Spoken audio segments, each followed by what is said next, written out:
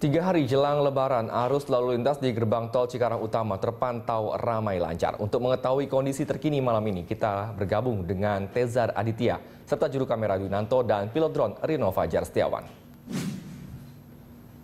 Tezar, bagaimana kondisi arus lalu lintas malam ini di gerbang tol Cikarang Utama? Ya, Prama dan juga pemirsa, seperti terlihat di belakang saya bahwa kepadatan masih terus berlangsung hingga saat ini. Memang tadi kepadatan sendiri sudah terpantau sejak pukul 2:30 dan semakin malam nampaknya antrian semakin panjang.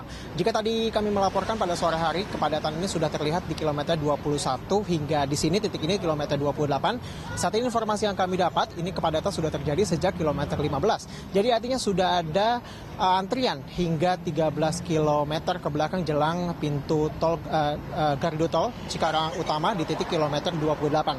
Nah, kepadatan ini sendiri, jadi para pengendara juga setelah ini juga bukan berarti bebas dari kemacetan, karena kemacetan juga terjadi di kilometer 33 hingga 39 di mana ada rest area di sana, kemudian juga ada di kilometer 50 hingga 57 ini juga merupakan rest area. Jadi selain dari menuju gerbang tol Cikarang Utama, di sini di depan sini ada bottleneck sehingga dari 14 lajur ini ada mengecil 5 lajur kemudian menjadi 3 lajur. Ini juga menjadi salah satu faktor penyebab kemacetan. Selain itu di kilometer 33 kemudian kilometer 50 ini juga terdapat rest area di mana rest area ini juga menjadi simpul-simpul kemacetan. Dan kami pantau memang hingga malam ini juga diprediksi menjadi salah satu puncak arus mudik selain kemarin, karena kemarin sendiri sebenarnya diprediksi hanya ada 105.000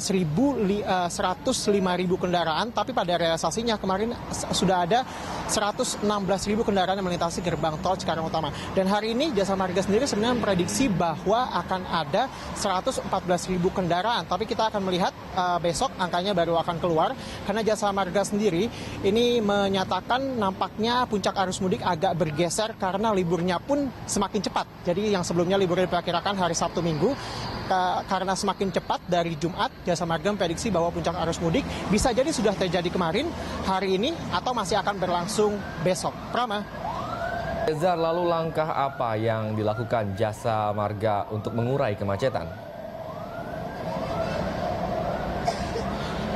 Ya, Prama, berbagai langkah tentu dilakukan pihak Jasa Marga untuk mengurai kemacetan di depan gerbang tol Cikarang Utama. Antara lain adalah pengerahan petugas yang bagikan tiket secara jemput bola ini agar memudahkan atau mempercepat transaksi di gardu tol. Selain itu juga tentunya adalah pembukaan gardu tol dari yang normalnya adalah 14 gardu tol ditambah 6 sehingga nantinya akan ada 20 gardu tol yang dibuka. Ini yang melayani transaksi tunai maupun non tunai.